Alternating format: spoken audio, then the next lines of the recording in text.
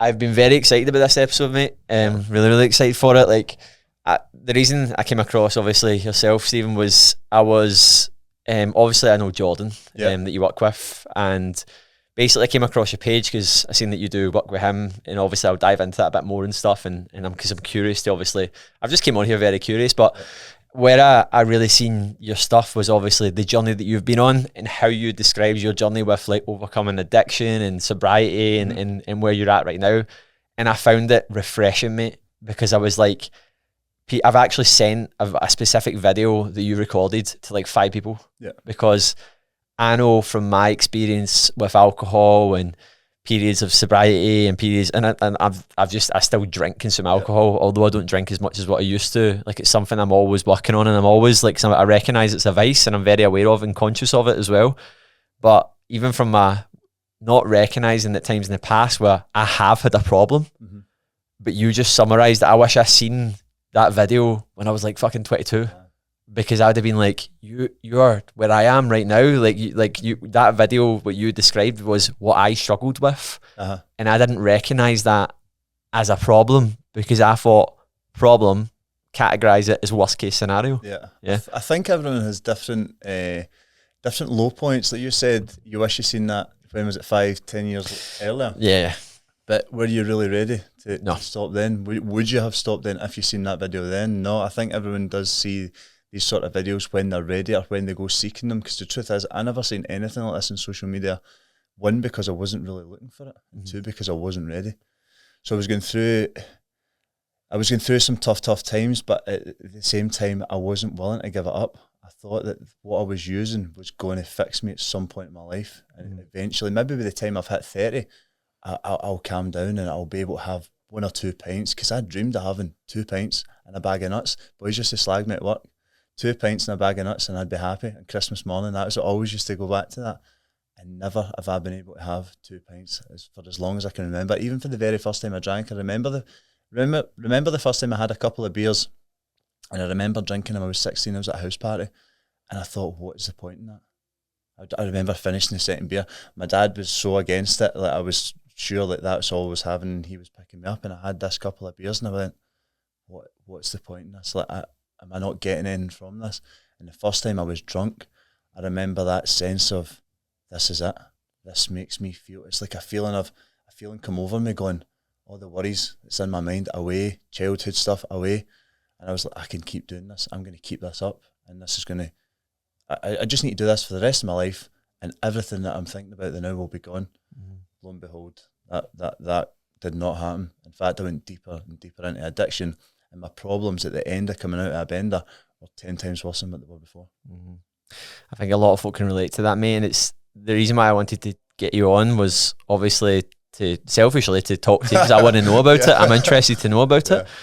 But I want more people to recognise it as well, but I think the biggest thing with anyone's going through a period where they have a problem, you've already said it, they need to want to change. Because if you don't want to, unfortunately, you're not going to do it. Yeah, and that's a thing as well. Like, people always said, would you not stop for your family, or would you not stop for my new wife, Alison, who I believe you do know. And if love could have stopped me doing what I was doing, then I would have stopped a long time ago. I'd have stopped early 20s. But love didn't stop me. And addiction's one of these things where you could have everything in front of you to stop for, but it's see, unless you know what you're working with, there's very little hope. For me especially, I didn't know there was any sort of hope. I didn't know why I was doing what I was doing, right? I didn't know what an alcoholic was. I didn't know what an addict was, and I certainly wasn't either of them, because I had my own conception of God. I had my own conception of an alcoholic. That's a term we use in the fellowship that I'm involved with. But I had my own conception of what an alcoholic was and what an addict was. And for me, an alcoholic was someone who drank every single day, and they were over a certain age. They'd have to be over 50. They'd maybe be found in park benches. And a drug addict would be somebody who injected heroin. I didn't see anybody using cocaine or ecstasy or MDMA or ketamine, but any of the drugs as a drug addict. I really didn't, and I thought it was okay to use these substances. What I found out was that what makes me an alcoholic and what makes me an addict is my utter inability to stop when I start. when I have that one drink, as I said, I always wanted to go for a couple, and I always believed I would have a couple. But when I have that one, it sets off what we call a phenomenon of craving. Whereas I'm then drinking to feed this craving, and I lose all control over the amount I'm going to take. Now, if all that was wrong with me was that I just was an idiot when I drank, then I just wouldn't do it. It'd be quite common sense. Well, Stephen, you act like this. You upset so many people when you drink. Just stop doing it. I'm like, I want to. But I believed the lie every single weekend that this time was going to be different. I forgot about all the carnage I've caused the weeks before. And I think to myself, right, if I just maybe just change up my drink, I'll stop drinking spirits. I'll drink beer. I'll hang about with such and such because it's them that's causing the problem. I'll drink in the house and I'll no go to pubs. But as soon as I have that one, my mind would just convince me that go and have that drink, you'll be fine. And lo and behold, I would set off this phenomenon of craving. We call it a physical allergy to alcohol. And this hamster wheel, mate, it was going round and round, but I didn't know any of this. I didn't know why I'd done it. People were saying, just stop drinking. I was like, I want to, but I can't. So I need something, and I'm lucky and grateful to have found some form of recovery. Yeah, mate, it's incredible, man. Like, it really, really is. And I'm obviously going to dive a bit deeper into it because we've got so many questions that I want to ask, man. But I can relate big time. Like, the mine's is probably like, again, I would never say that I struggled with it. There was probably times in my life where it was problematic, man, where it was like, but the dependency for me was probably more through the social norm. There was a point where I was like, see what you said there, what's the point in doing it? Yep. Like, I will now, like, I had like, I don't like, last time I got quite drunk was at a wedding and a stag do like about 5 weeks ago. But then I've literally had, when we were away in Spain, I had a few beers and then I had 2 beers at the weekend. Like, I would drink, like, I will have wee times where I'll drink more and drink less, but that's just been something that's just happened over a long period of time. When I used to do it, I remember actually saying, like, what would you do if you didn't drink? Like, I remember actually having that, I actually said that. I went, folk that don't drink are weird. Yeah. And I actually said stuff like that. And it's like, you don't realise that, like, your dependency, for me, the dependency wasn't, like, see what you were explaining there. Like, I never felt that need. Mine was a social dependency. Yeah.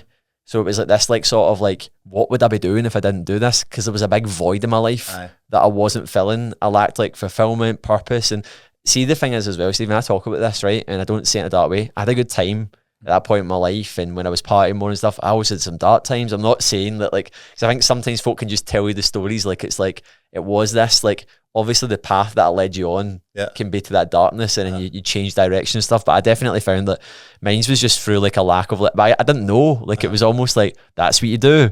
It's Saturday. Do you know what I mean? I had a lot of what I call default behaviours. They were just like, they just happened. And see how you say that is you don't know what you were going to do. And I always remember that the first time that I went to find some help, I remember saying to myself, I'm too young, I'm 29. How am I going to live the rest of my life? Because all I really know, I used to think, I got all my confidence for drinking and taking drugs. It's the complete opposite, to be fair.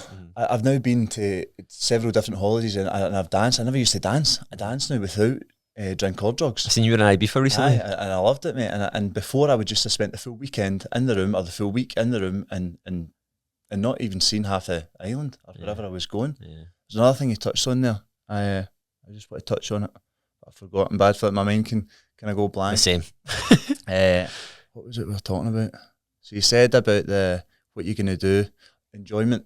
Yeah. I loved it, mate. Yeah. See, if I could still do it now, I'd be doing it. Yeah. I love drugs. I love what drugs done for me. Yeah. Because drugs done for me something that I had been, you say, searching for things. Yeah. So I found that, so I was doing it with, first of all, drinking drugs, they gave me that feeling of feeling part of. So when I stopped it, like you were saying, what am I going to do now? I then went to the next thing. So I started smoking again. I used to smoke in the army and I kind of stopped for a while. I used to smoke as well. I used to smoke myself to oblivion when I was drinking, that I would stay so out for weeks, right? Yeah. But I stopped, I was like 6 weeks clean at the point. I thought, well, I've stopped drinking, I can have a fag now. So I went and bought a pack of fags and I smoked for up until just recently. And now that I'm coming off fags, you're on to the next thing. So I forget many different things that I chop and change between.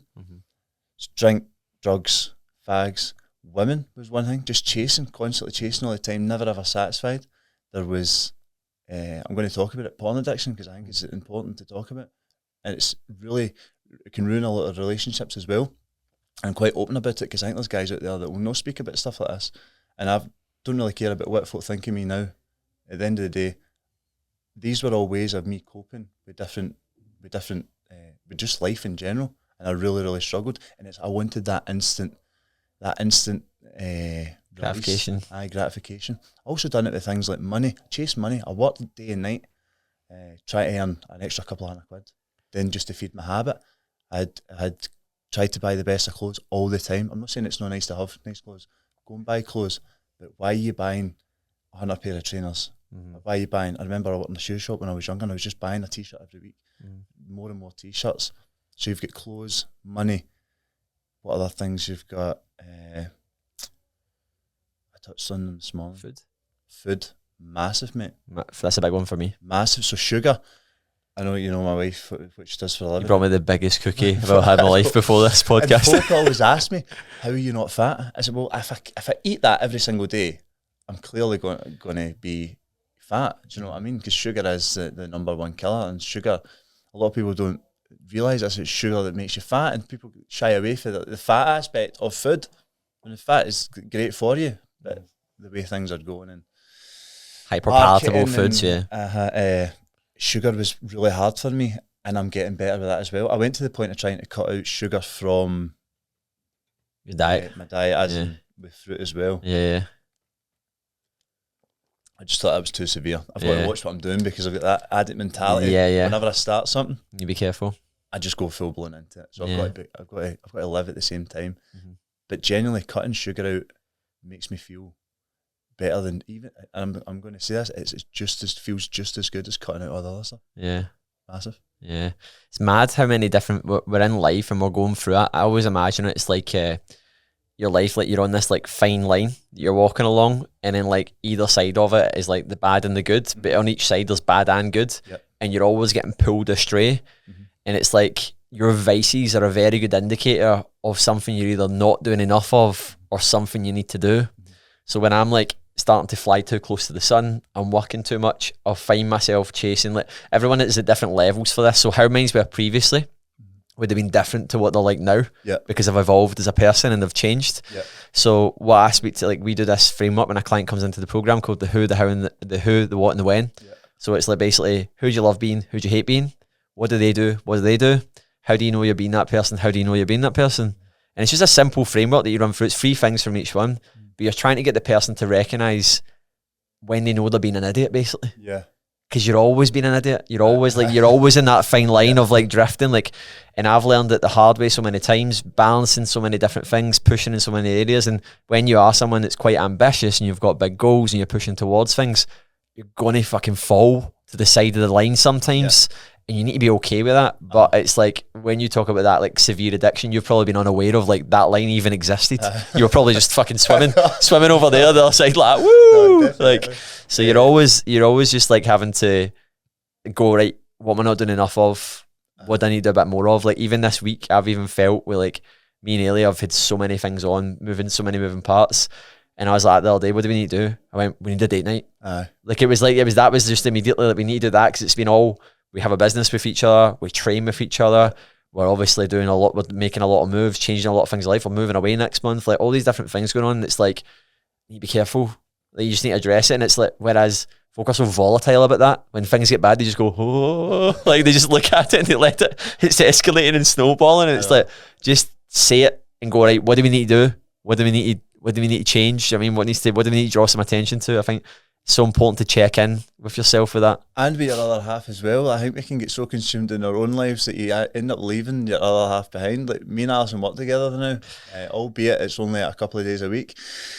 And it got me away from my other job. But I was saying last night, we were out a walk, and I was like, do you know how good this is, me and you talking and just get out in nature and walking and talking? Because see, when we're in the kitchen, it gets to the point you want to kill each other. Yeah, I can imagine. It doesn't matter where I work. I'm always blaming the folk around about me. Yeah.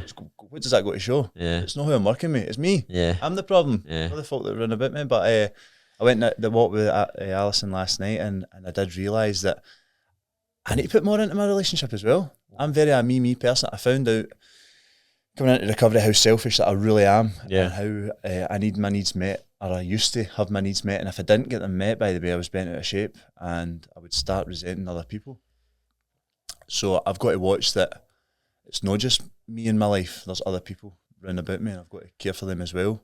And you talked about that line of kind of veering off it, and I feel that the way I look at it with me being a Christian, or you could say a born again Christian, is that you've got a higher power and you've also got a lower power. So see, every thought that comes into your mind, it's either coming from a higher place or a lower place.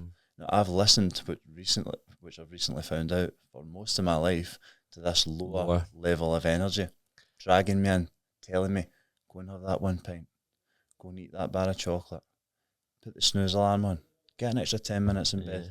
See all these, or don't go for the cold shower that I do every morning, by the way, and I do I like doing it? No. See that wee voice that tells you not to do it? It's the same wee voice that when you don't do it, it'll attack you from the side going, you're useless, you're worthless, what kind of man are you? You've got to become aware of that.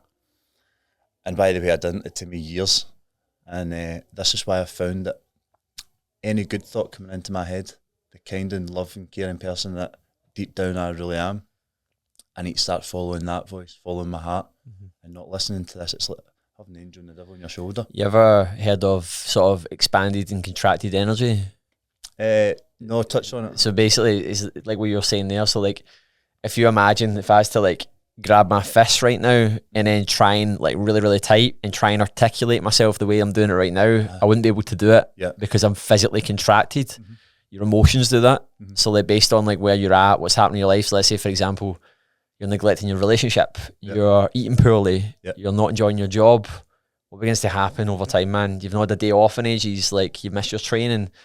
Physically you're contracted, but you're also emotionally contracted. So then you start actually in this more contracted state of like mind, in the sense that you're operating from guilt, fear, shame, apathy, a contracted state. So it's like this like sort of like low frequency, low energy, how most people live, mate. Aye. That's how most folk live. They're in this like, they're not doing the things, see, that you said, and they don't need to have the exact same blueprint as you or the exact same blueprint as me, but they need to be actually taking the time to recognise it. They need to be filling their own cup a bit more, and they need to be releasing off the pressure. It's almost like a pressure valve building up in their head. And would you say a big part of like a morning routine as such, and getting up that hour early, and as you say, if you're getting up out of your bed and straight, and you're starting off that day with all that tension, then imagine how the rest of your day is going to go. Yeah. And by the way, that's what I used to live like. It was, if I started work at 7 o'clock, I would be setting my alarm. Seen me 6:45, mate. Yeah. No shower, quick brush of the teeth, and away. Sometimes still stinking to drink. Yeah. And I'm away to my work. Yeah. But now that hour, I give myself that hour in the morning. Now, regardless of what I've got on in that day, whether I'm starting at 6, then I'm up at 5. If I need to be up at 5, then I've seen me been up at 4. When I was still working in my old job, I was up at 4, and folk were thinking, you're mad. I was like, but I need this. If I don't have this hour where I'm cold showering, I'm breathing, I'm meditating, I'm getting myself ready for the day, then my day, I've seen it just getting worse as the day goes on, and it's not really much of what's actually happening in my life, it's how I'm portraying it. Yeah, I think it's so important. Like, a lot of folk don't really focus on the narrative of how they're treating themselves, don't really show themselves any respect, and they wonder why they don't respect themselves. So I had this conversation with Ailey recently, and it was just observing someone that lives in my street, right? And I was basically like, that they've got a dog, right, and they're out there training it all the time, right? This same person, right, nothing against it, will get Uber Eats every day. Literally, their garden's went to be a bit of a riot and stuff. Like, they'll let something kind of like get to a point where like it'll get in a bit of a mess, and then you can see it sits like that for a while, and it's like, I said to Ailey, I was like, man, they like really respect that dog, but like they're letting like some things like that to me just would not slide. And she's like, probably loves the dog more than he loves himself.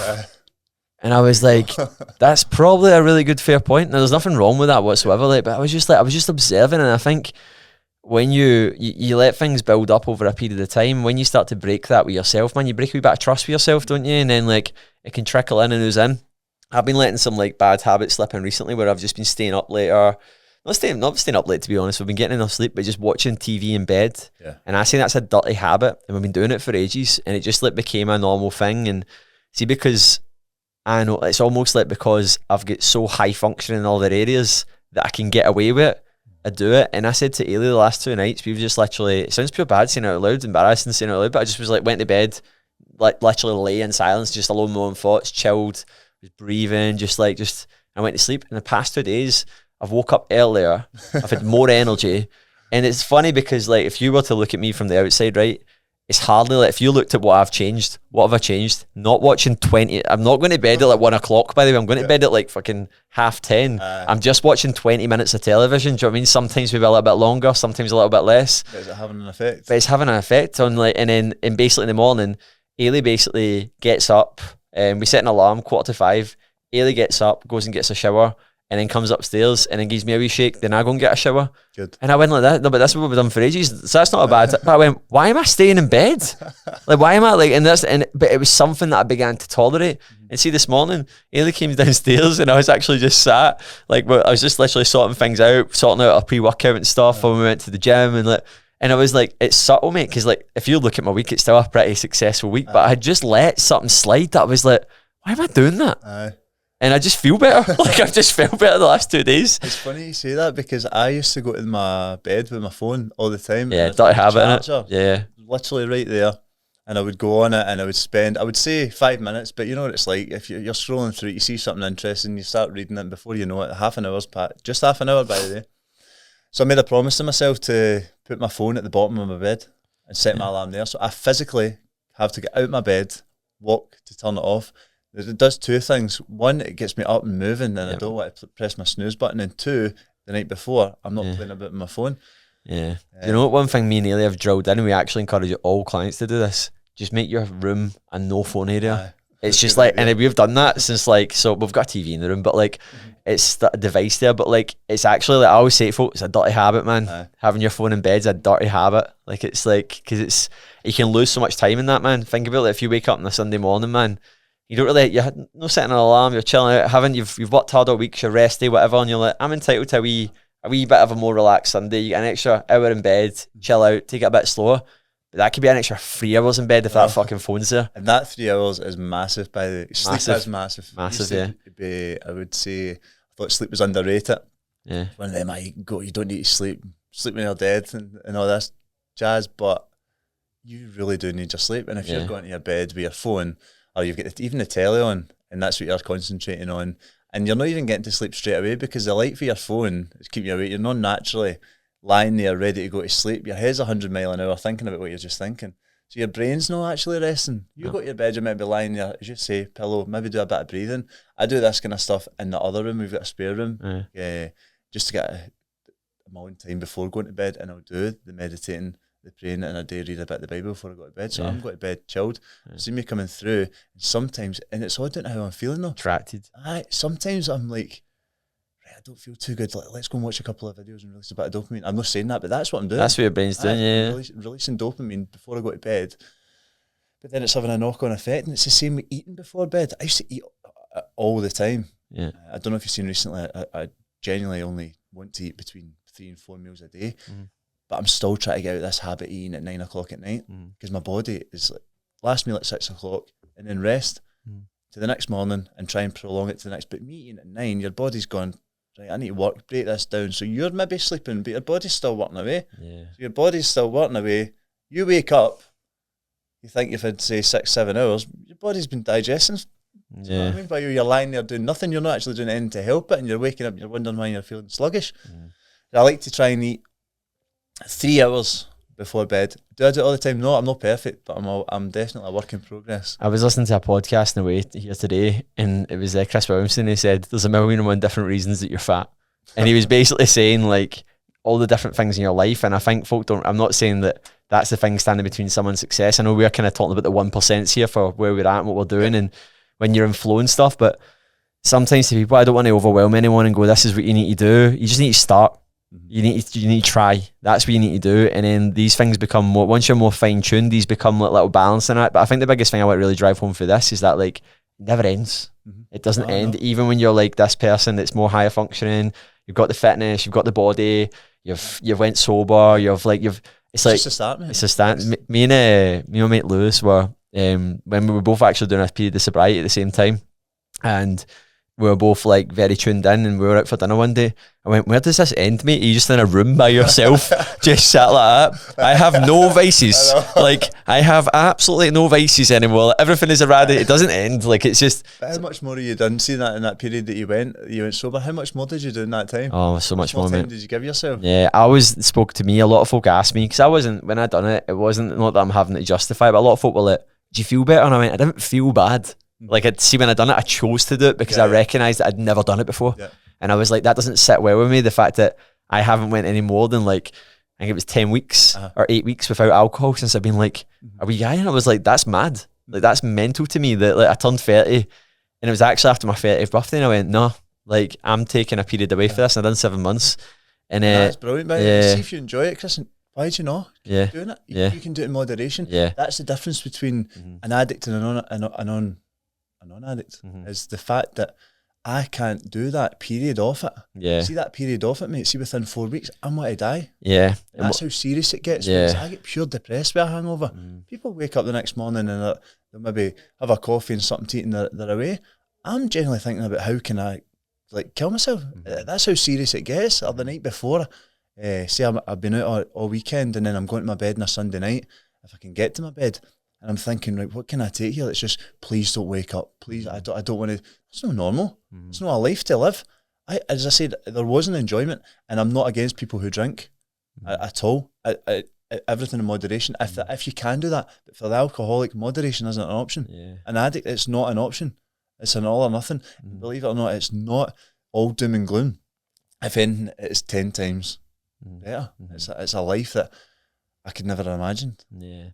So, like, I think just to kind of tap back into that, mate, like, what was your sort of, you touched base on, like, the severity this would get to. What was your rock bottom, Stephen, that really made you go, right, I need to actually, like, action some change here? Right, what did it take? For the last year of my using, I was getting into some serious states. I was, a couple of weddings I ruined. I say ruined, I didn't ruin the full day. That's making about me again. But I did, there was a few things that happened at these weddings. I went missing at one of them. And at my brother-in-law's wedding, so that first one originally they were all looking for me and couldn't find me, and I was just mad. I couldn't. I was up for the night before, couldn't face MD. I sat down to eat the meal, and my face, just anxiety came on me. I was like, I can't be here. So I went and slept in my car, but I put the recliner right back so nobody could see me. So they were all looking for me for ages. And eventually they found me. And the other wedding, I was in France with it was my brother-in-law Sean's wedding, and I said to myself, right, I'm not going to drink in the plane. And it ended up before I got there, I had a full bottle of vodka away by the time I'm there because I had it with me. I bought it at the duty free. Long story short, I nearly got everybody kicked off this bus, the full family that were going to this chateau for their wedding. Got there and it's a pure blur to me. They could have told me I'd done anything. Woke up the next morning. I woke up vaguely during the night and all I could hear was Alison's mum going, "You're not marrying that man. There is no chance you're marrying that man." And I was like, what have I done? And that is so, it's like, it made my heart sink, like, how bad have I been? I had to get a few home truths of what, just a nasty person. Intentional, no. But by the way, it doesn't make it right. Whether it's intentional or not, it's absolutely bang out of order. Anyway, but did that stop me from drinking? No. Because I still believed that lie. It would come in all the time. I'd have a wee period of being off it. And the last couple of times I drank, I ended up, I would be falling and knock myself out. I would piss and shit myself. I don't know if you can even hear that, but I generally was, mate. And it was so embarrassing. And then one morning, and I always say this to folk, it wasn't my worst bender. I'd been on it all weekend after getting told that I had no work for the weekend, and I thought, brilliant, that's gave me the green light. Let's go and get some and we'll sit up a weekend. And I sat up for the full weekend. And that Monday morning when I got up, I went, I can't do this. I was like, I'm done. Like, I'm getting goosebumps in talking about it. It's weird. It's a weird feeling that I didn't think I was going to get emotional. It's a massive thing, mate. You should be proud. It's weird. This emotion comes and goes, and it's pure joy. It is. Yeah, mate. It's making me emotional talking about it, man. As I said, I can't do this. And there was this guy, and this guy to bits. He used to look after me when I was younger. When I'd like maybe fallouts with parents and that, and there was a lot going on. He'd take me in, and I used to work with him. And I reached out to him like 5 times over the 10-year period, and every time I phoned him, I said, look, drugs is not my problem, it's just drink. If I can get off the drink, I would be fine. And he listened to me. He was like, no, deep down he's going, mate, drink's your problem. But he never ever pushed me away, never forced me, because that's why I kept going back to him. And this one time I went, right, I'm going to phone him, and I made the text. And that text, he sent me this person's number who he ended up becoming a very close friend. And I went through as I say, I can't talk too much about the form of recovery that I do because of the traditions of it. But long story short, this guy went through the program with me, and that was it, and it changed my life. So the point I'm getting at is, you said what changed, and something changed within me that morning. I woke up that I cannot really describe in a way, but something just went, I'm done. And everyone's rock bottom is different. So some people will go to the lens where they've lost absolutely everything. And I'm very, very lucky and grateful that I hadn't. I was on the verge of losing Alison. We didn't have a house at the time, so we're saving up for a house, but I could hardly save up, mate. I was spending all my money on gear. And I hadn't really lost family, but family was becoming very, very distant. And it was a shame. And you would think, just stop doing it. Just stop. But I was so deep into it that I just didn't see a road out. I said that morning I wake up, I'll always remember it. That morning I woke up, I'll always remember. I just went, this is it. Something's going to change. And I went to the first group, and I listened, mate. I stopped. I used to think I knew everything. I used to think I was a be all and end all. I used to think I was better than folk. Judged the life out of folk, thinking I was this, that, and the next thing. Look at them doing that, taking this. Just as bad, if not worse. And it was a massive self-reflection of myself. Part of the program was to go through and actually see where I was at fault, and it was a massive reality check. I remember going through all the people that I had kind of like resented, and all these people, because I had to get it all down on paper. And I'm going through the full list of people, and I'm saying that they think they're better than folk, they're ignorant, they're unkind. And I remember him saying to me, he said, "Are you trying to tell me that all these people are wrong and you're right?" And another penny drop moment. I was like, "You are kidding me, man. This is me. This is nothing to do. All this blaming folk for childhood, blame, and never my fault. It's me. It's me that's the problem. You need to fix you. Doesn't matter what happened to childhood. I had a rough time at childhood, and we'll maybe touch on that. That's got nothing to do with how you turned out. Absolutely nothing. And you've got to take responsibility for yourself, because no one is going to do the work for you. We'll dive into that, but firstly, I mean, I really appreciate you sharing everything you've shared, mate. It's awesome, mate. You should be immensely proud of yourself, because I know how hard that is for folk to come away. I know how hard change is, mate. It's so hard, mate. Folk don't even know how hard it is, and especially when something's been a vice like that, man. But see what you just said right there, it's so bang on the money, because let's say, for example, we'll dive into that after this, but like whatever's happened in childhood, trauma, things that have happened, challenge. Let's say, for example, in a hypothetical world, that didn't happen, and your challenges, things, that algorithm that made you who you are wasn't as traumatizing or wasn't as challenging, right? You would have still had to face the music at one point that you were not taking ownership. It might not have went that your problems were as severe, but you would have still been that person. And I think so many folk have just such a lack of personal responsibility, man. Mate, I'm glad you touched on that, because I can actually see what happened at childhood did not make me an addict. I believe I'm born an addict. I truly believe that. It progresses slowly in some people it's bang on for the age of like maybe 16, 17. But what happened to me, and what happened to, I'll speak on my own behalf, what happened to me as a child did not make me an alcoholic. That didn't happen. Who's to say I wouldn't be sitting here in 10 years' time just starting my recovery journey? I would say, if anything, it accelerated, and it made me go into taking drink and that a lot sooner, because it was making me feel better.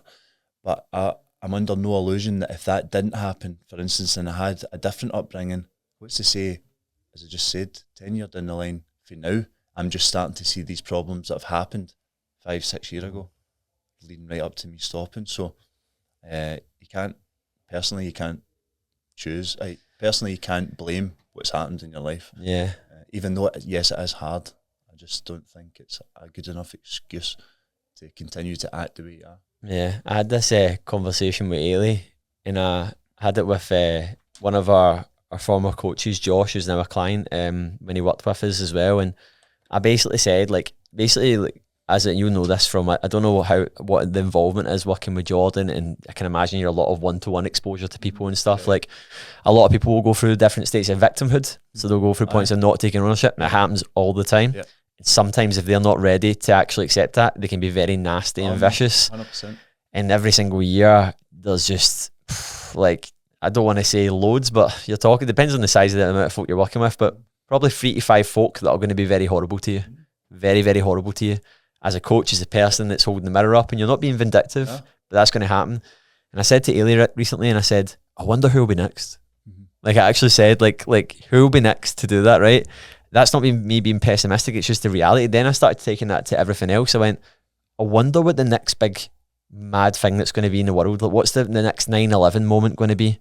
What's the next big tsunami disaster going to be?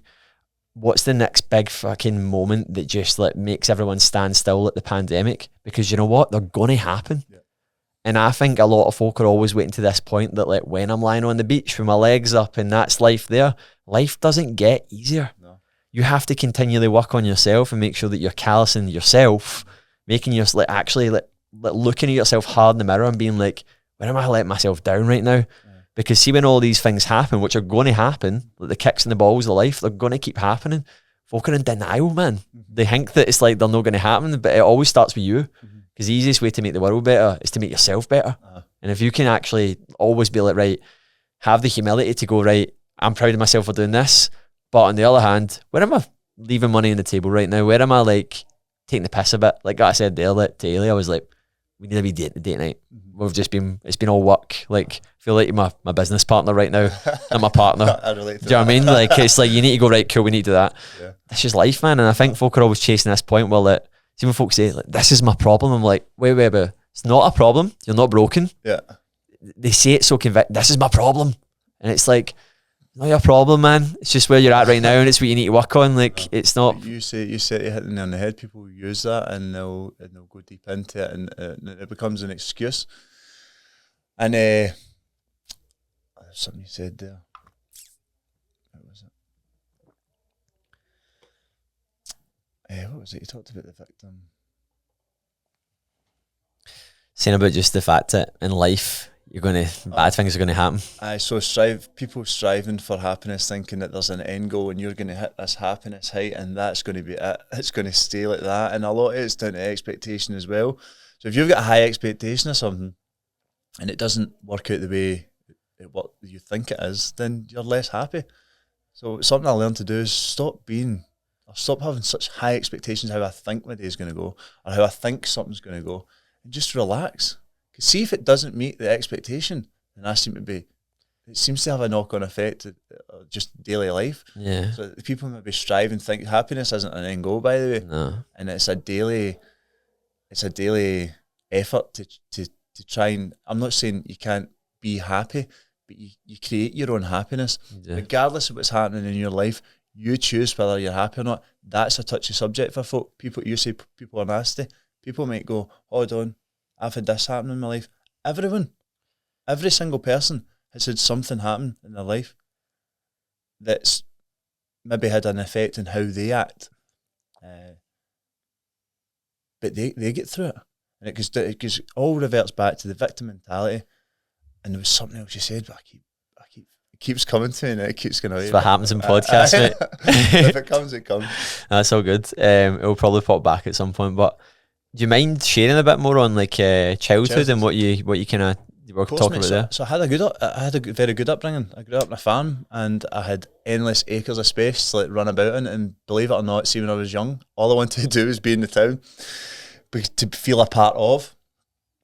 And as I said, I had everything that I could ask for. But when I was 8, I lost my mum to alcoholism, and I seen the effect it had in the family. And I can remember smelling it off my mum, right? So this happened years ago, and I struggle to tell you what I smelled last week, but I can remember the smell. And my mum, and it was at the time I didn't really know what's going on, but I remember finding a bottle underneath underneath the bed one time, and I ran through, and I thought I was showing my granite, who's no longer with us, and I thought I was doing the right thing, and it just, the arguments that caused, the tears it caused my mum, I felt like I'd betrayed my mum, and I was only maybe 6 or 7 year old at the time, and it obviously separated a lot of the family. People, I wouldn't say started taking sides, but it wasn't a nice environment to be in, and I was blaming everyone, back to that blaming. So I've got a stepmom. I don't know why this keeps coming up, who I have a lot of time for, but if you asked me when I was younger, I really was against her. I treated her like shit. And I didn't give her a chance to be a stepmom, so I'm like blaming her for coming in and trying to be a mum. I'm blaming my dad for leaving my mum, but at the same time, no wonder. Why would you stay with an alcoholic who's lying all the time, and at the same time, why I'm blaming my mum? How can you drink? How can you leave two kids behind? Just that blame, and I never understood any of it until coming in to recovery and actually getting the chance to see that none of these people were at fault. You can't blame MD. It's a hard world out there, and people react in their best way that they can with the tools that they've got that's been passed down through their generations. Not just like my dad's dad. It's going back hundreds of years. That's how they've learned to deal with emotions, and I think we're starting to slowly but surely as a generation start to deal with the crux of the problem and transform that. Somebody said to me, "You can be the person that transforms your lineage." Got to have kids, I suppose, to do that as well, but maybe that'll be one day. But all these people I thought I hated, I don't hate MZ. Even things that used to think I hated, football teams and just people in general, and I don't. But that's what I thought normality was to just go about blaming other people and hating on other people. Something we've been having discussion with clients about, like, only if it arises, not just saying to everyone, but like, you can see when someone's struggles a lot with self-doubt and ridiculing themselves and a poor mindset, but then you actually get talking to them and you quickly see that they've got that high opinion of other people and they need to change that because they're casting that feeling on themselves. So see that feeling that they project out, like you said, the blame, like this and that, and it's this and it wasn't me, and it's like that then comes full circle and comes back and bites you in the arse, because you then have all these, like, I had this conversation with someone recently and they were basically saying about like fear of taking action in parts of the life, and I went, why? And they started to kind of go into it, and they'd also been telling me before about their opinion of like that same thing, and I said, do you think if you change your opinion of how highly you regard that would maybe change the expectation that you create for yourself on it? Aye. No, I do relate to that. So what you're getting at is if because you maybe do something differently to someone else when they don't do it, we've got to realise that we're all completely different. Yeah. And I'm learning that with other people. Yeah. See what I do, for example, with me and Alison, there's some things I do that she's just like, what are you doing? And vice versa, there's things she's, for example, I don't mind if there's a couple of t-shirts lying about the house, but she's like, what are you doing? Whereas at the same time, maybe I'm trying to think of something that she does, but I can't quite think. Perfect, mate. Doesn't do anything. There is different things that people do. Just because they do it differently to you, it doesn't mean it's wrong. You just shut them down and think you're right and it's your way or no way. It's having a bit of acceptance around about other people and understanding that people do things different. And there's nothing wrong with that. Yeah. I would say there's nothing wrong with it up until unless it's causing any bother. Do you know what I mean? It's people have different ways of doing things. Yeah. See, one of the things that really stood out from that video as well that I spoke about, that I've sent to a few people as well, and everything that we spoke about today. See, at the point of like that wedding or that Monday where you woke up, or that bender that you came off of, or the bus that you nearly get everyone, or you get everyone thrown off of nearly, or whatever it was. See, at that point in your life, can you describe where your physical health was, your training, your nutrition, like, to give folk an idea? Because this is the bit that I think so many folk get wrong. If I was prepared, I would have showed you a picture. Alison, I showed a picture of me and Alison, and I was playing football at the time, so I still thought I was like quite fit. And I showed Alison this picture, and she said to me, "I didn't know you were fat. Yeah, like my cheeks were all swollen and puffed out." And I would like to say I was young and I was kind of getting away with it. Being in the army, you did run all the time. and I was keeping relatively fit, but I had no training program. I didn't look the way. I had a bit of a belly on me. I was eating rubbish all the time. I was in the Air Force. I was in the exact same position, mate. Like I was like living like kind of got away with it. So see, when you're a smoker, but you're training twice a day. It was the exact same position, mate. Yeah, you can kind of get away with that. But I remember coming out the army, and it was like the brakes were put on. There's no every day. I'm not having to go up. I'm actually drinking more because I'm not. I remember saying to myself, "This is brilliant. I'm not going to get drug tested." Because that's how I get kicked out of the army. I failed a drug test. Yeah. And I thought to myself, brilliant. Initially, I went, right, I'm going to screw the nut. That's my first thought. That's a sensible thought. Right, I'm going to screw the nut right now. Within a day, brilliant. I can just take in the want and not get drug tested. And I suppose that's where my life went seriously downhill. But you asked me about my physical health, smoking, eating rubbish, drinking, all that stuff. And I couldn't run the length of myself, really. Towards it, to the latter stage of it, I started going to a few Jordan's classes. I was still kind of playing football, but fitness wasn't really a main priority for me. It was more like a chore. I was doing it because it held things together. It did, to be fair. It didn't keep me sober. I remember the first time I started doing 5Ks, I got addicted to doing 5Ks. I was just I ended up, there was one thing I'd done, and I was doing 5Ks. I don't know what happened, but the map had like, something happened that I ended up getting a 16-minute something 5K. Right? I thought we were going, no way. And I was like, I done it. But see, when I went and looked at the map, it had like gone right round the edge. So something went wrong, and I didn't actually get that time. But I was just running like mad. I think that was the first time I ever done a half marathon. And I just kept running, thinking that running away from all my problems. Yeah. Metaphorical, innit? Yes. Yeah. So see, like the thing of that as well, like what you touch base on there, you could probably justify a lot of your actions because you still were training, and you didn't look bad. Do you know the first person I met, and not the first, one of the first people I met in recovery, said to me, "You don't look bad enough to be here." Yeah. And I was thinking to myself, I'm broken inside. Yeah. I'm physically I'm going to die. I'm going in my bed hoping I don't wake up, and somebody's saying me because I look good. Yeah. I don't look. I was like, and I look at pictures back then, and you don't look broken. You don't look like the guy I'm saying I'm inside, internally, absolute shattered. Yeah. And holding it all together, or trying to hold it all together, pretending, playing different characters in front of different people, trying to act a certain way in front of groups because I was full of fear about how they would think of me if I opened up. Never mind crying. Never mind crying in front of folk. I'm happy. I'm an emotional big guy. I genuinely am, and I'm not ashamed to admit that. It's who I am. I've got a lot of, I would say I've got a lot of love to give in that, and it was all this was I was scared to show folk, kind of show love to people, and I was always against them. But that's not who I really am. And going back to characters, playing characters is tiring. I had numerous characters. Yeah. Sometimes still have to catch myself playing characters, like the recovery character. I just want to be me all the time. Yeah. You ever heard of Jim Carrey's description of depression? No. It's amazing. I probably have, by the way, because I like Jim Carrey. So he obviously, I've not really dived in, I've seen him talk about it before, but he obviously, he's almost kind of went this sort of complete opposite direction to the Hollywood sort of, because he realised it kind of made his life but ruined his life, like anything it. But he said he was so tired of, because he was an actor and because he played parts so well and everyone, he was like the clown. Yeah. But he didn't realise that he was wearing a mask all the time. Yeah.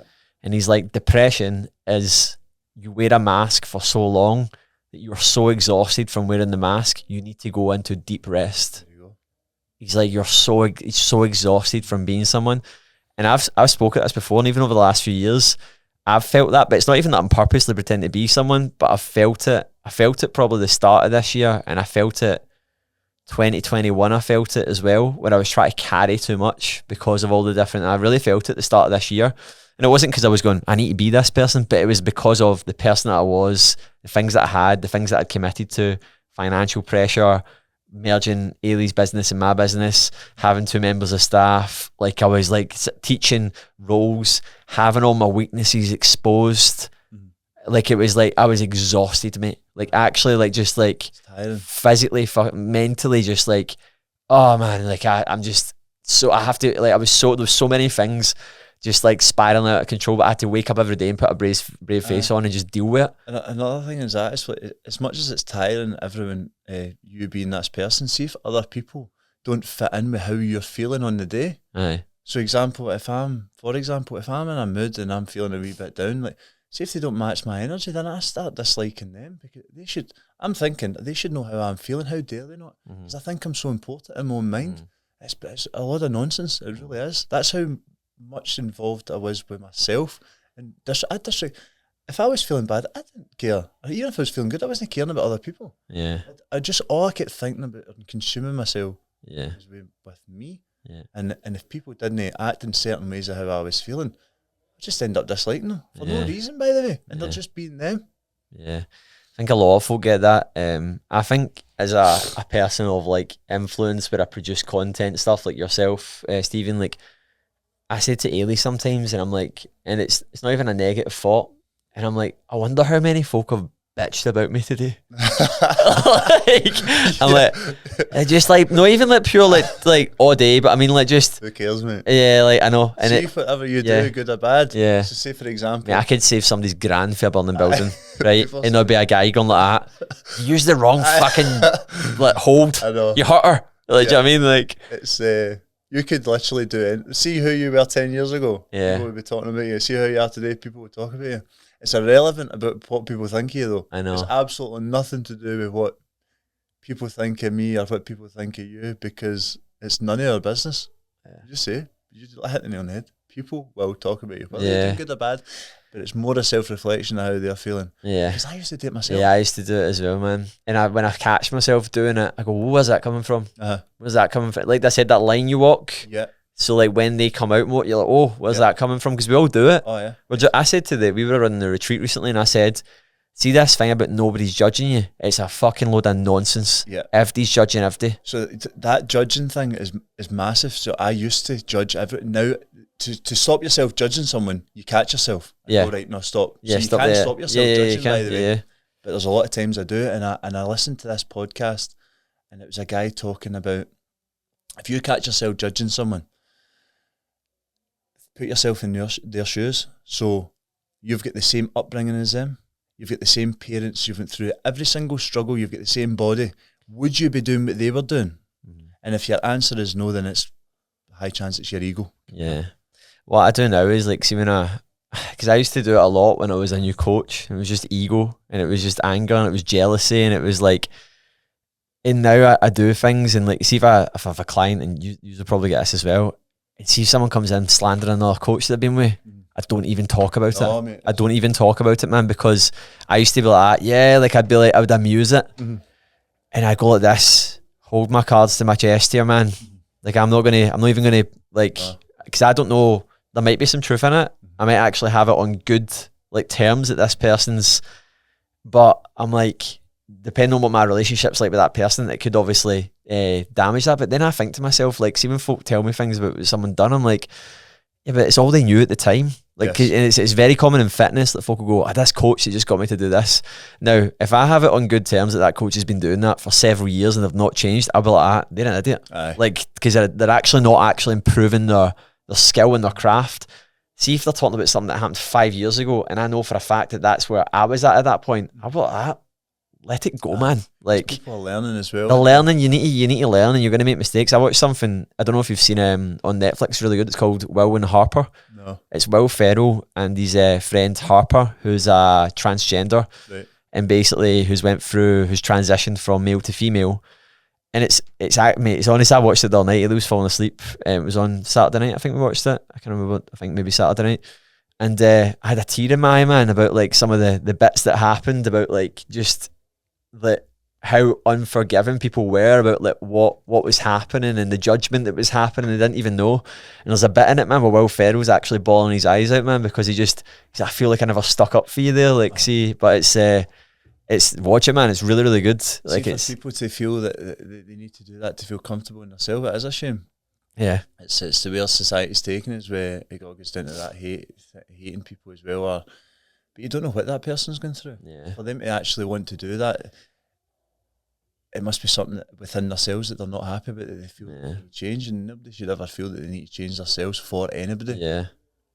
It's a sad state of affairs. It's mad, isn't it? How, because it's hard sometimes, because like, folk will say things sometimes, and I'll just be like when something happens, and I know how vulnerable change is, and I'm like, oh, they don't need to hear that right now. Like they don't need that right now, man. Like they don't. And there's like certain things people will say, like, oh, they'll do, and they're going through it, and it's like they've said it with the best intentions, but they've not said it. Like what they've said is wrong, and I'm like, I'm not going to correct them right now because they're not ready for that. Like they're not. At the same time as like I used to try and correct everyone. I would try and correct everyone. Yeah. But there's no. It's wasting energy as well. But you don't need to correct everyone. I should try and coach everyone, mate. Aye. It was a horrible trait. You know what I mean? Like just try and coach folk. Yeah. And now I just go like that. All right. Like I just go, because I'm like, that's where that person's at right now, and it's like it goes back to that truth as well. Like if somebody says something about someone, the only two people that know the real truth are the two people that it's happened between. Yeah. So you could have the stories from both different people, and really, it's maybe not even the truth. The only people that really know the truth is the two people that's talking about it. I would say there's three stories, mate. There's a story. There's the folks. There's two sides. I'm like, no, there's three.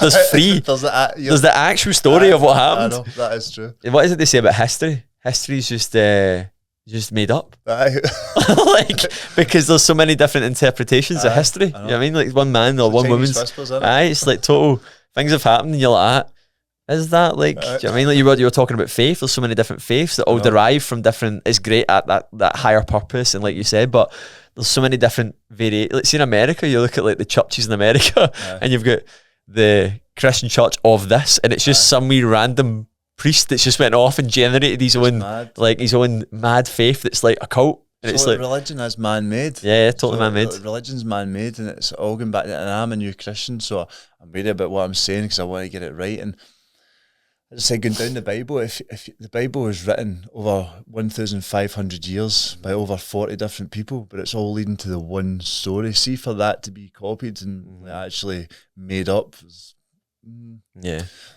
highly undoubtful. But who am I to say, right? Yeah. It's because at the end of the day, I'm reading it and I'm looking more shaping your beliefs around that, yeah. And then it goes to say about what about other folks' beliefs, and the Bible actually tells you about this, about the other faiths, and people will come and portray to be the one and only. And as I said, I'm just getting into it now, and maybe one day I'll be a minister. Alison asked me this morning, do you want to be a minister of the Hurlford Church? I was looking for one, and I was like, I'm a long way away for that. But I'm so eager to learn more about it so that I then can go and give my... Addicted to Christianity. I know. I would say it's taken over a big part of my life. But it's good. See the feeling I get from it. So I would chase all the things we spoke about. I have chased this feeling for a long period of time. Up until a couple of months ago, this feeling of... For 2 weeks, mate, I couldn't stop crying, mate. I was going to meetings and that, and I was starting to share back, and it was like... pure joy, that thing I've thrived for a child was on me. Like I was like, what is happening here? I was saying to folk, I think I'm going mad. Yeah. I don't know what's happened to me. I'm speaking to Christians and they're all going, you've been saved and that. And I was like, I've been saved. I was like, this feels so surreal. I've never felt this. Everyone I was speaking to, they could have spat in my face, and I've been like, it's okay, mate. Yeah. And then so I started reading more about it and more about this way of life, and it's like a design for living. It's a way. I see myself. I want to be more like Jesus. That's what I want to do. Now it might be a touchy subject for some folk, and I don't want people to be off put. I was as close to an atheist as you'll get me. Yeah. So close. Wouldn't believe in end. How dare could somebody, a God, take away the mother for their kids? All these cancers and things that's going on in the world. The truth is, this earth's cursed from the get-go. There's a lot of bad things happening. If there's the devil runs this place. Yeah. That's the truth. But everything, I believe, will work out in the end. Have you read Outwitting the Devil? What? Outwitting the Devil? Oh, you should read that. I might need to know. Yeah. It's a very, very good book. But the devil's inside. It's saying the devil's inside everyone. Well, the devil and God's inside. It's like what you're choosing to go down. Yeah. But whether folk like it or not, we are created from something. I know what, but I'm saying if you really think about it, think why you're here. Really sit down and go, is it just by chance that you're sitting here talking? Like realistically, with perfect working organs, the world's spinning or whatever it's doing, that if the sun's a wee bit closer, we're going to melt to That's mad, isn't it? If it's a wee bit further away, we're going to freeze to death. Is it a coincidence? Maybe. I don't believe in coincidences anymore. It's mad how it's all happened, and I'll say I didn't choose this happened to me. That's where folk go, what do you mean it happened? It just something's happened. Yeah, it's funny, isn't it? Because like one thing I'm so aware of is like after having so many highs and lows in life and not recognising they were lows at the time, but now actually having the self-awareness to recognise that, I'm so appreciative when things are just going good. Like I'm proper appreciative of that, man. Like and see what you said there about like faith. Like again, I'd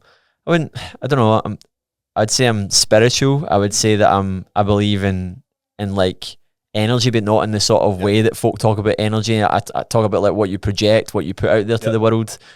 But I think from speaking to yourself, and another person who is very inspired when I speak to her about faith is Ailey's gran. She talks about it in a way that made me realise that like, this is different. It's a purpose.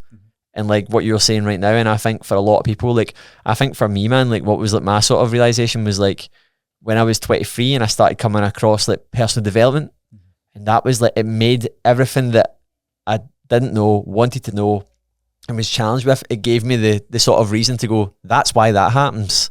So it's not that I've got an answer for everything, but like this full sort of like developing myself and going through this journey and having good conversations and learning from other people and gaining insight and wisdom is like, that's almost been my sort of faith. Aye. If that makes sense. And see a lot of self-help thing that with the meditations and the way to live, it's in the Bible. Yeah. You know what I mean? It's like, it's all kind of leading to this one thing. So you've got this ultimate personal development. We're humans, we think we can run life in our own will. We come down here, we plod along, and we don't need any help.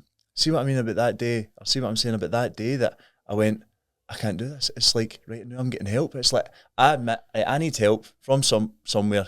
Can I get help? See, when I was trying to live life the way I wanted to live it, the way I thought it was to be lived, I just ran it into the ground, so far into the ground. But they say that's what turns people to this faith, that you need a bit of help and guidance. I think everyone loses himself in their 20s, man. Carries on for some folk into their faith, and then the bad thing may happen again, and life just does that, man. But like, I definitely think that you need to go through the turmoil and lose yourself to find yourself, 100%. Because we live in I didn't understand this, and now I understand it more than anything. We live in a materialistic world, man, like very materialistic, right? And I like nice things. I love my car. God, I'm having to sell it when we go away this month, man. I love it, like, and it's like there's certain things that I do love, like, and I wouldn't say I'm pure materialistic in the sense that I don't, like, see if you took it, like, we're selling all of our stuff, and I'm as what it is, like, it's just stuff.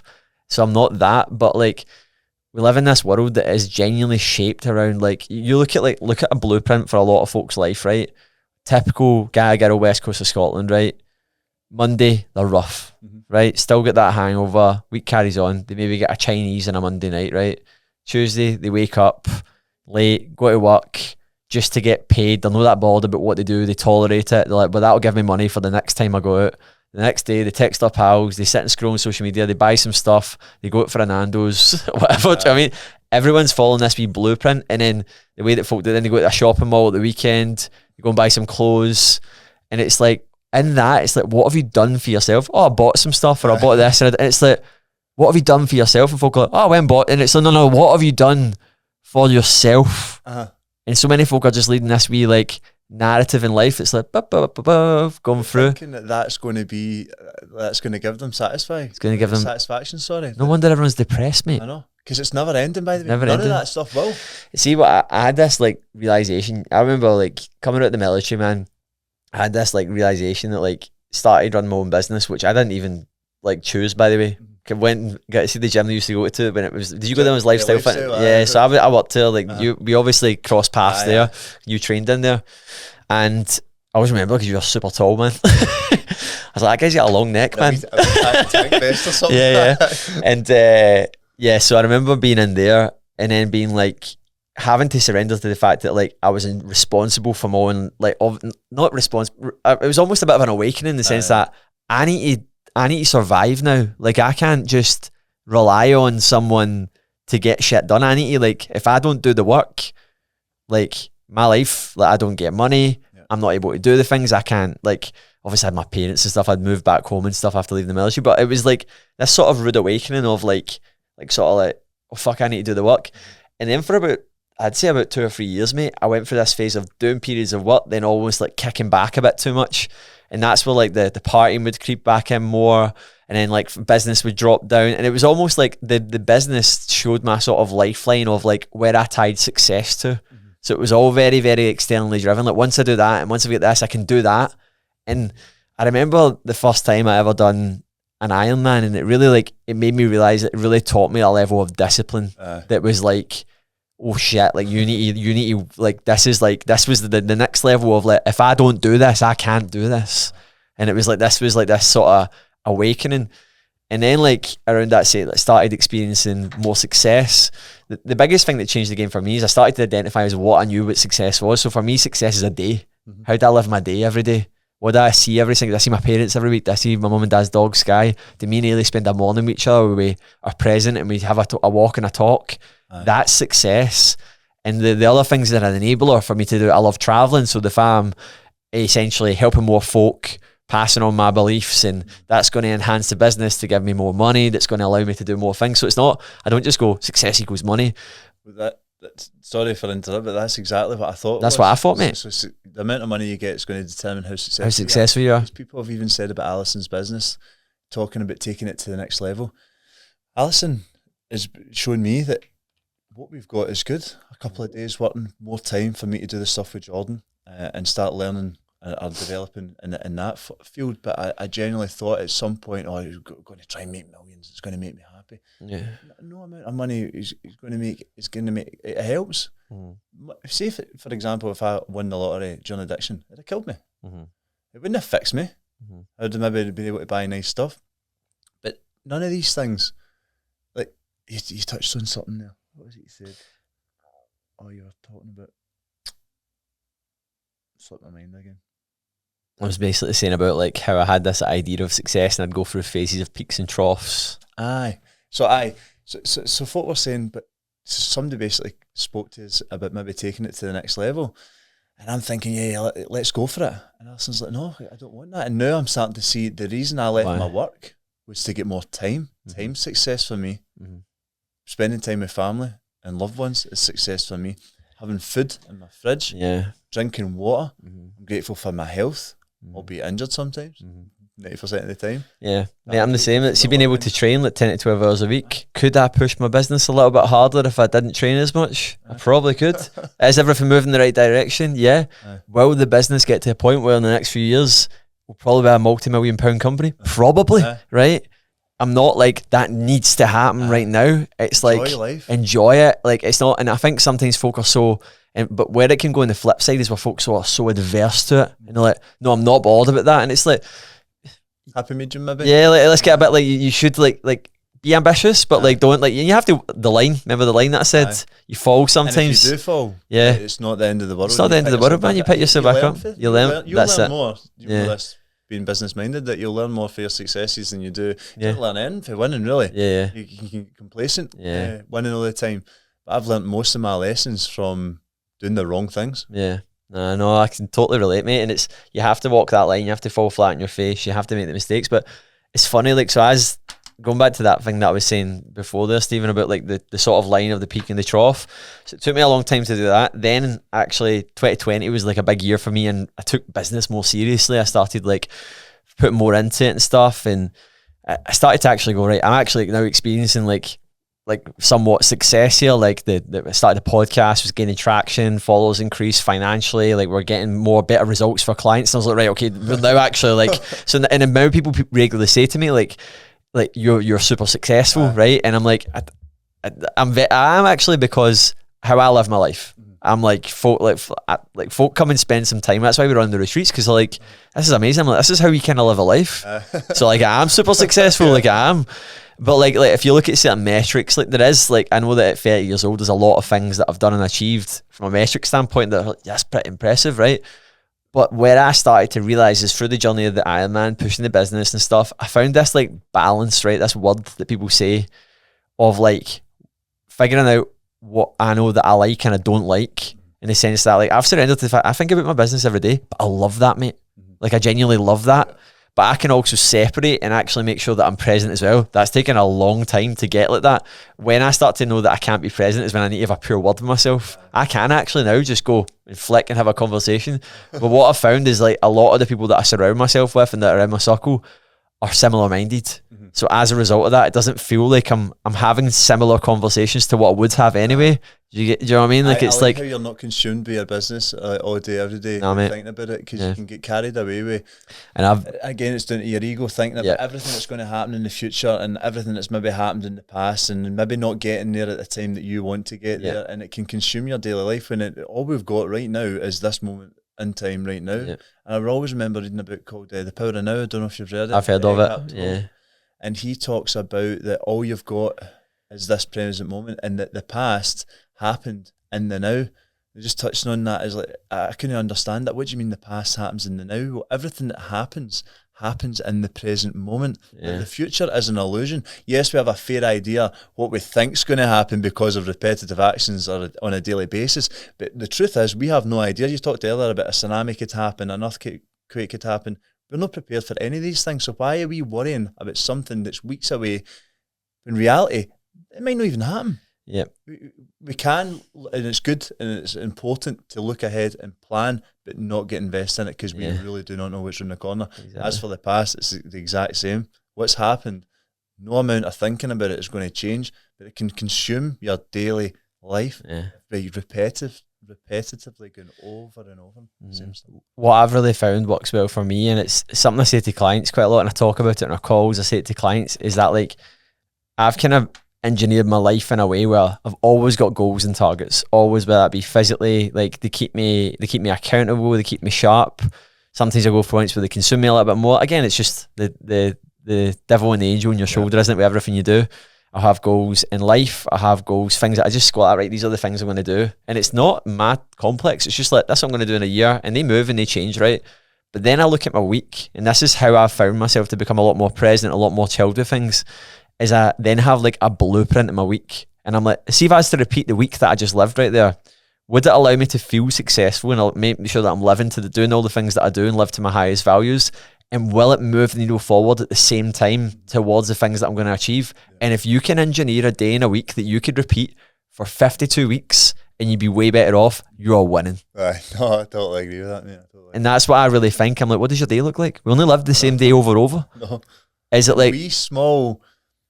You think if you change the degree in a plane, you probably hear this. The ultimate personal development plane analogy. But it all goes back to that. If you start changing, because people, I can't do that. I've not got the time. I've not got the time. Start off small.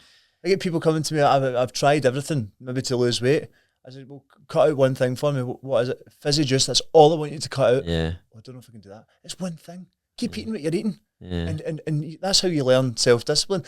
People come in, maybe starting diets, you know this yourself, right? I want to go, hell for leather, I want to start at the deepest end. It's not sustainable. You're so far in at the deep end, just start at your own pace and go and enjoy the journey. What I remind people of, because we've created this, like, I call it an advanced diet mindset. So it used to be, there's still obviously slimming clubs and stuff, and there's still folk that, I'd say, fall victim to it, because they do, man. If you stay there for too long, you're not meant to be in the places for a long period of time, man. If you're there for like years, like, that's failing you. But with the culture we've created now, it's became very number derivative, steps, targets, right? And of course I do these things, right? And I'll help folk, and especially for going through certain phases. I'm not one of these folk that's anti-transformation, right?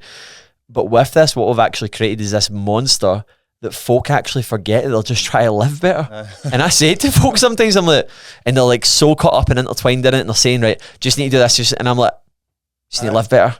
Do you know what a diet is now? Yeah. Eating real food. I know, man. It's mad. It's eating the food I know. we are meant to be eating. I know. It's madness. It's madness. It's there in front of us. Eat real food. And it's folk we're living, so the standard of living is getting so poor that like folk are actually like, you're not even at the point to be setting a step target. Like you need to be like, you need to put your phone away. Like you need just put, you're on your phone 9 hours a day, man. And fuck knows how you work 9 hours a day. Like, you get your screen time. Like, I don't know how you're doing this, right? But you're doing it anyway, right? Like it's mad, and it's like there's so many things you can do, and I think this you see it, man, with like people now, and you can see the wee twinkle in their eye where they're like, right, I'm ready to get my steps, and I'm like, nah, man, you're looking at this wrong. Like, you're not trying to fucking change how you live. He's got different journeys as well. Yeah. Differently. You said it. People need to focus on their crux of the problem. Yeah, and I think it's and that's what I'll say to folk. We're going to coach you. We're going to do these things, but we're going to do it at our pace and your pace. And we need to look at where you're at and start there. But then folk are trying to operate in this way that they don't need to be operating, but they think they need to be operating. And it's very, very, it's hard, man, isn't it? Like the perception of what you think, like you said with the addiction, like what you thought needed to change was holding you back. You were like, I just need to do this. I just need to do that. How would you describe, because I was saying this to someone, I'm now having this conversation with clients because I've had it enough times where I've got an undeniable stack of evidence now that I can actually say to folk with conviction. So someone will go like, so I know if someone's got a problem, right, whether that be alcohol, whatever, and it's an addiction, isn't it? At the end of the day, I basically summarised this as addiction, and I want to see if you can agree with this, right? So if I say to someone, "Do you think you have a drinking problem?" They go, "No," and I go, "Cool. Today, if you were to, could you stop drinking for 90 days today?" Point blank. And if the answer is no, they have a problem. Would you agree with that's like? I've actually heard something similar. Who was it? It was someone on a podcast. It was Denzel Washington saying about phones. Yeah. Have you seen it before? No, I'm not seeing it. Somebody said if you're addicted to your phone, they would say no, we'll put it down for a week. How many of us could put down our phones? I am so aware that I'm addicted to my phone. So addicted to it. It'd be hard, wouldn't it? It'd be very hard. But I do agree in saying if you think you've not got a problem, try putting it down for a lengthy period of time. By the way, some people won't even last a week. Some people won't last 2 days, mate. Yeah. That's how serious it is, and that's when I would say that you think that I would say that's when you realise that there is some sort of problem. But then you've got to get to the underlying issue. So when you get that couple of weeks or a couple of days, why is it that you're thinking of that? It's because internally there's something not right, and it needs to be worked on. Yeah. This is another factor.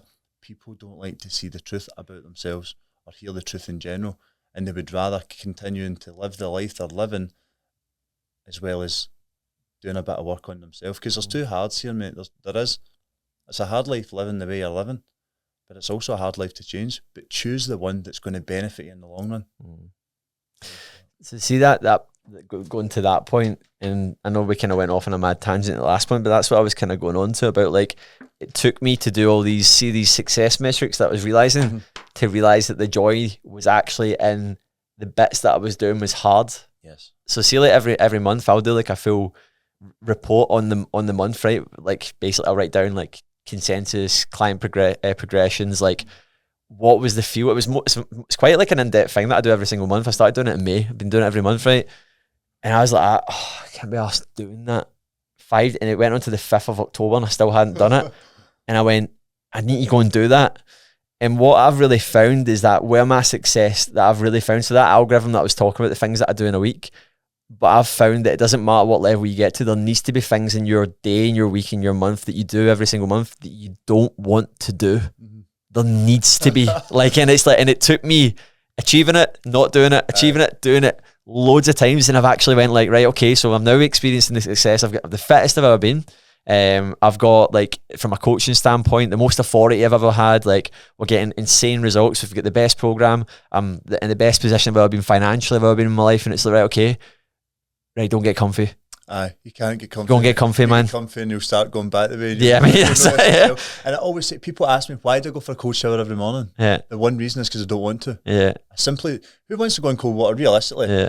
I get it. For me, the benefits, I know the benefits, I feel the benefits, but realistically, every morning, my head's saying, don't do it. Don't do it. So if I'm getting that mental upwind every single morning, can you imagine what the rest of my day is going to be? And I'm not saying I don't battle with these things. There is things, food, back to food, reverting back to food. There is temptations absolutely everywhere. There's times where I'll say to myself, do you know what? I've trained every night this week. I don't need to go to that class. No, you do need to go to that class. You start slipping, mate, and it's so quick to go downhill. It's actually a slow progression going up the way, and it takes a couple of days and it can start coming back down rapido. And if you don't catch it soon enough, how hard is it to get on that climb? Yeah. And life's not meant to be easy and straightforward all the time. You're going to have, touched on it there, temptations every single day. But what we do with the temptations, do you look at it and go, no, do you know what? That's not going to serve me any purpose. I need to get the hard thing done. Yeah. And you said it, I love doing the hard thing because I know it's going to benefit me. Yeah. And I think it's taken me so many, I've had this conversation, I can't really put it into words. I know I've kind of explained it in a long-winded way, and I know that's what it is, but like, I've actually found that, like, because it's not that I'm not saying that don't set the goals and the targets, and I hope I've made that really clear. I think that's very important to do that and set these things and be ambitious and do it. But I've actually found, and it's that cliche thing, that the joy is in the process. 100%. And it's like, it's how I am living. Mm-hmm. It's how I'm living day to day, week to week. And there's times where you don't get it right. There's times where you don't enjoy it. There's times where you're like, this sucks. Why am I even doing this right now? And I question it. But you need to ride the wave. What would be the point in getting to everything like straight away? Yeah. You get a successful business tomorrow, like I'm saying months ago or years ago, tomorrow. What's a good in that? Yeah. It's a fulfillment.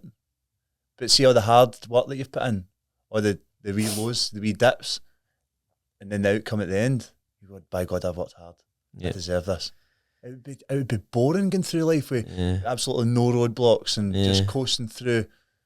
Maybe it would be great if everyone was in the same boat, but this life's not like that.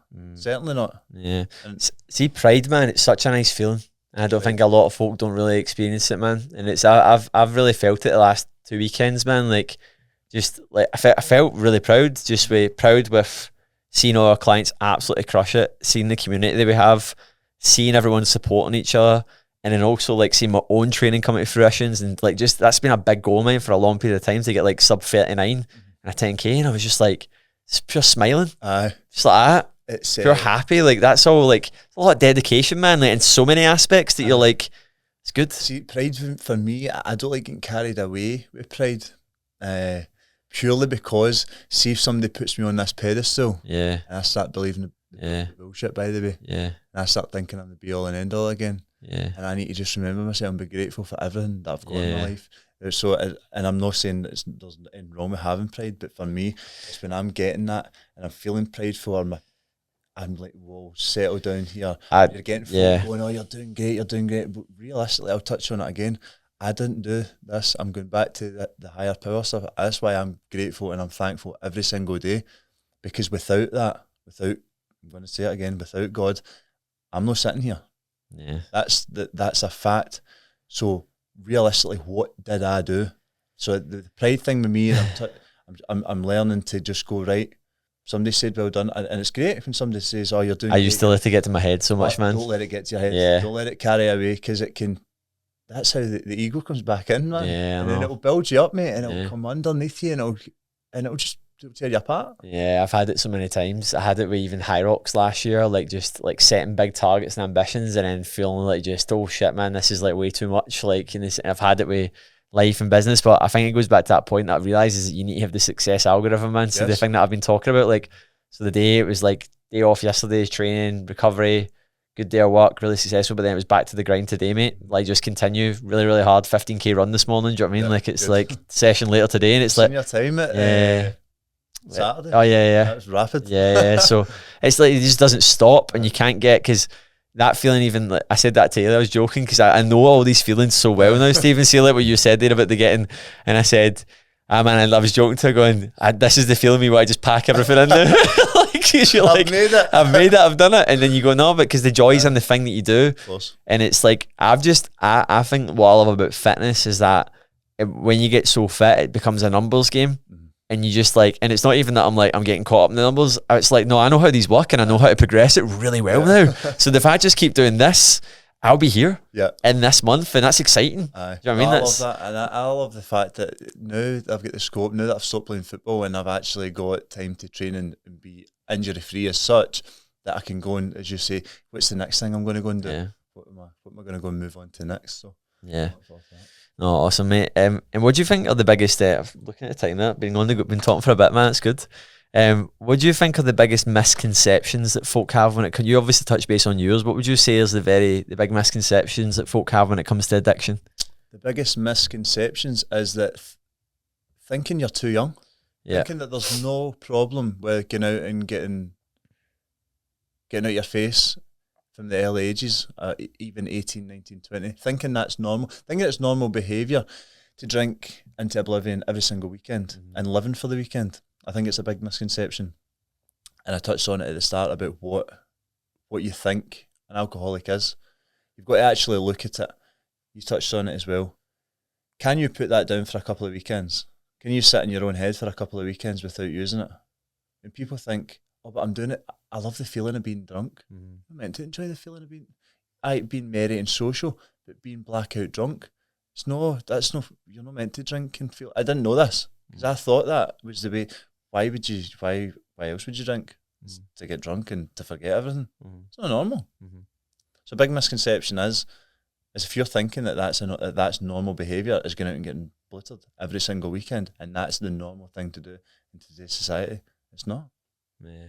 No, I would totally agree, mate. It's what you normalise in your life, like what you accept becomes your standard. And when you're surrounded by a lot of people, you've got a lot of behaviours that are grained in. Like, I look back at just like, and again, mate, I'm not pure. I had a great, like, see, growing up, I had an amazing group of friends. It was brilliant, mate. Do you know what I mean? And I've had so many memories, and I'll talk about them fondly. But there's times I look back and I'm like, man, that was mental. Like, actually, like, madness that, like, you thought that was all right, like, to do that. Like, you've got to ask yourself the question: is it having a knock-on effect? Not just for you, but your family. Yeah. Your family's a big part to play with as well. You might recover. I'm not saying you personally, I'm saying, like, I might recover quick, considerably quick, but there's a family around about me. They're still not so much now, but at the time, you could still see folk, even when I got 6 months, and maybe thinking, is this going to last? Because of how many times I let them down. Do you know what I mean? You've not only broke the trust for yourself, you've broke the trust for them, man. There's more with them. Yeah. Everyone suffers from, what do you call it? I can't think, addiction. I couldn't get that word out there. Even if you're not addicted, because you will know someone in your life who suffers with it, that then affects you. And I had a conversation with a client recently, and they were basically saying someone in their life really close to them, I won't name any names of that, but they were just talking about addiction in their life. And I just said, like, they were kind of going over where they were at, and I just said, look, that person, as hard as it is, they need to want to change. And if they're not wanting to, and I know it's really hard right now, and they were like, nah, they don't. See, the thing with addiction is, see, alcohol and drugs, it affects everyone, but there's just quiet addictions. So everyone is addicted to something. You spoke about it before. Does it mean it's all right because it's maybe not detrimental to everyone else around about you? You ask yourself these questions of what is it you're using to take yourself out of the way you're feeling. Try and mask how you really do feel. So these are all questions anyone can ask themselves. A lot of folk don't like asking themselves those questions, man. Make them feel uncomfortable, don't they? I didn't, to be fair. I didn't want to know the truth. You heard this sort of, it was in a podcast with Chris Williamson. It was talking about the three lives: the secret life, the private life, and the real life. So everyone's got those three lives. So the real life is the one that everyone knows, the one that everyone sees. The private life is the one that maybe some of your family members know, like your partner. See, to be honest, like, I feel like a lot of folk know my private life because I'm very, very open. Then you meet your secret life. So your secret life is like, it might be only you that knows that, or like a select few, or whatever. It could be something traumatic. It could be something like really small that you're just like embarrassed about or whatever, or insular feelings or whatever, or like the voice in your head that's like ridiculing you, like, and it was basically saying that everyone has that. And like, it was basically, the guy was an ex-CIA agent, and he was saying like their job is to get into someone's secret life so that they can manipulate them. I wouldn't like them to get into my head. In fact, somebody said if you have a projector at the back of your head and they could see everything you were thinking, would you be happy? No, I know. It's like, because folk would just see the real you. Because everyone has them. Everyone has them. Messed up thinking as well. I would say to folk, whatever mad thought you think is a mad thought that you've only had, everyone else has had it. Nobody else hasn't thought of it. Or do you ever get these? I'd be walking down the street, and you'd be maybe looking at somebody, and you'd just be thinking, for example, just tripping somebody up, or driving a car, driving along, going, what would happen if I just jot this into this? I can't even jump off buildings. Like, I'm on a building and I'm like that. I'm like, and I'm not suicidal. What would I do? Well, you'd be splattered. Yeah, you'd be dead. Yeah, it's madness. Me, my mum gets this feeling as well, and we actually talk about it. And I'm like, what is that? It's called. Like, you go like that. Like, well, if you are thinking, listen to this, and you're not alone, because this happens a lot of the time. I used to be standing talking to people thinking, right, what would happen if I stuck the head in them? I would never do that. I would never ever do that. It all goes down to the mad thinking as well about, I used to get it falling out with people. So I would fall out with somebody at work and be falling out with them and going home. I would make up this big massive storyline in my head. Like, how dare they treat me like that? How dare they? Because it backs up how you feel, yeah. People. So I'm starting to build up a storyline. He's taking the mickey at me. Right, so tomorrow or tonight, I'm going to go into his house. I'm going to put his tyres in. I'm going to put his... All these things that I would never do, by the way. Yeah. The storyline's getting deeper and deeper. To this point where I'm really disliking this person. And I'm thinking what I'm going to do to him the next morning. So I'm going to go in and I'm just going to start scrapping because I'm not even going to speak to him. I'm not even going to say hello. And it's consumed my full night. Maybe hardly slept, blah, blah, blah, because I'm so invested in this storyline in my head. And I would go to see them the next morning and I'd be like, all right, Stephen, how you doing? I'm like, aye, brand new, mate. Yeah. I'd be like, just been thinking about that. It's nuts, isn't it? 12 hours. And the first thing I say is, I'm brand new. I'm not brand new. You've just consumed my mind for something that's so pathetic yesterday that my ego won't let go of. Yeah. I think as well, what I definitely found I wasn't aware that I was struggling with poor mental health when I was partying and going out and going to raves and taking recreational drugs and stuff. And I didn't think it was a problem because it was like, but I don't do it all the time. But what I think I've definitely found is I realised I used to be a bit of a hypochondriac, but I was a hypochondriac, mate, not just because I was a hypochondriac, because of the weight, what was put in my body. I was like that, I don't get come downs, I don't get that. And it's like, but I didn't realise that for 3 weeks after, like, I was still chemically done in. Like, folk don't realise that. They don't realise that, like, see what you said there about those Matt's thoughts, like, they're being intensified by the chemicals that you're putting in your body. Like, so see, see a come down, it doesn't last for a day. No. It lasts for a month.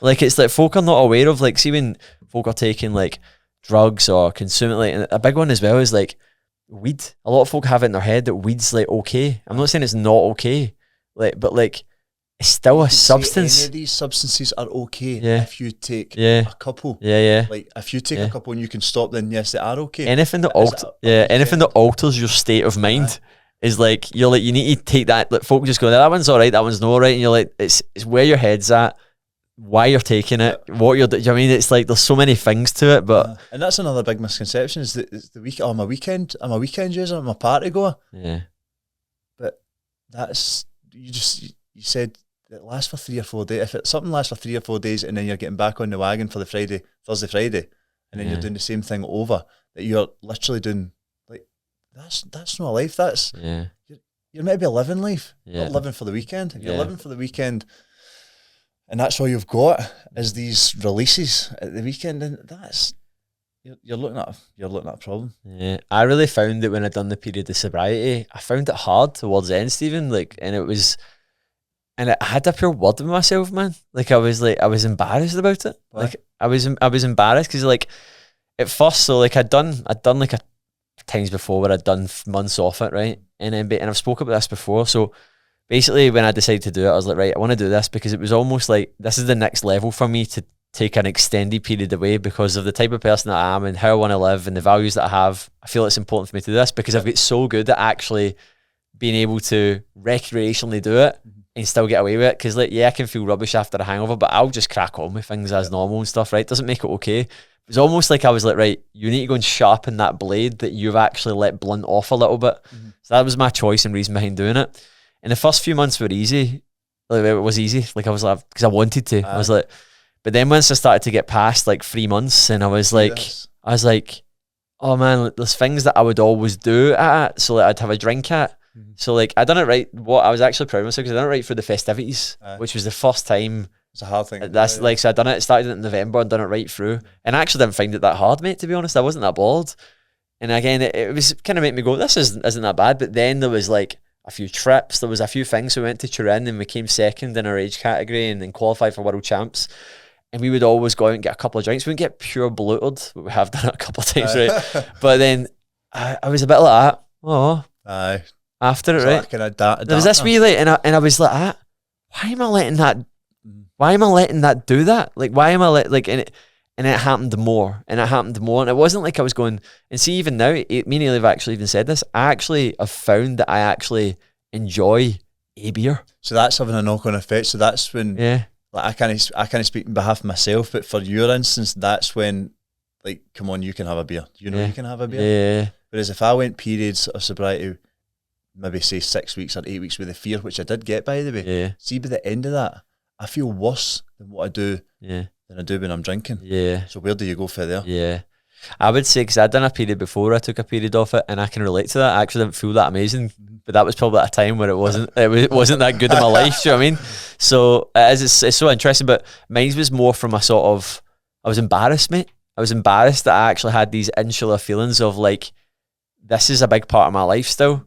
So, but what I've found is then when I came back and reintroduced obviously alcohol in my life, I had four big nights out I've had since when is it?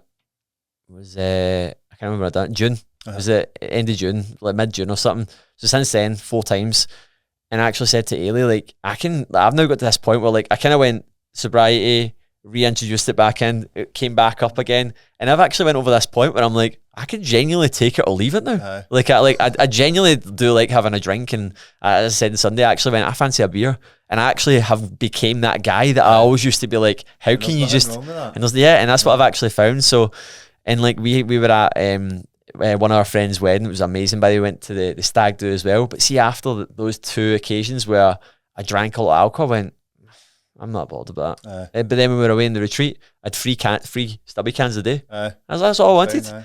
Because it was almost like I know what I like. I like sitting by the pool and having that.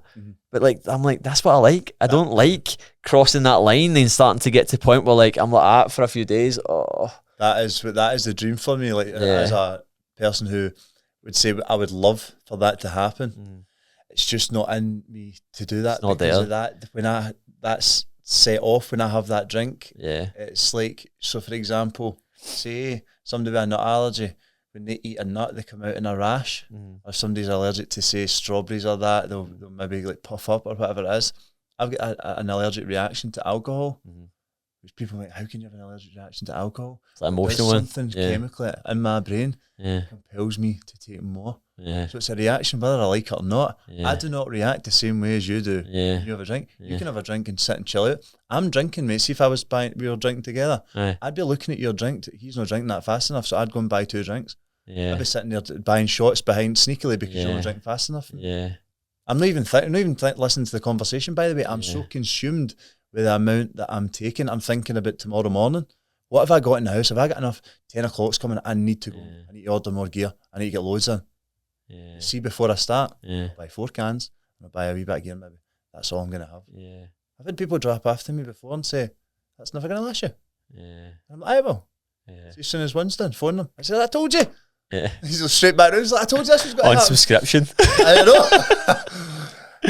And it's maddest. This is why alcoholism centres in the mind. I always remember I had a conversation with a guy that like was my friend growing up and stuff, and he's a lovely guy, like he's a nice guy, but like he was a drug dealer. And I remember I said to him once, and I was having this pure, it was like probably when I was like starting to take self-development more seriously, still occasionally getting on it and stuff. Like it just wasn't happening as frequently and stuff. Again, like it's not that I'm justifying it or anything like that at all, but I remember having this conversation with him. I went, do you ever feel bad about like feeding people's addiction? And he was just like, no.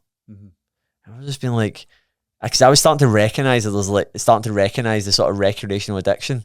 I was just being like that. I couldn't fucking live with myself, man. Like, and you look at it from a different point of view. But everyone's on this earth to try and survive. At the end of the day, people want to buy drugs. People want to buy drugs. The supply and demand. There is There's somebody there. Supply. There's somebody there. But at the same time, that's down to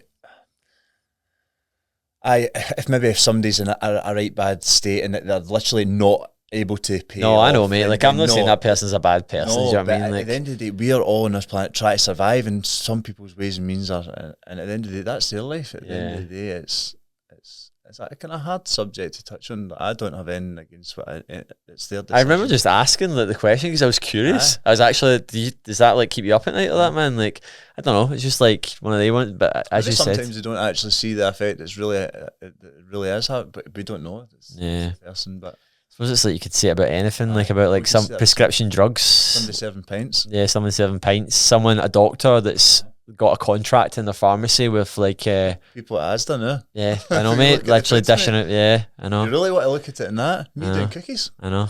I know. Do you know what I mean? There's a wee part-time number with my wife, like. I know. And that, by the way, this comes into my thoughts. Yeah. How long am I going to do this for before something goes?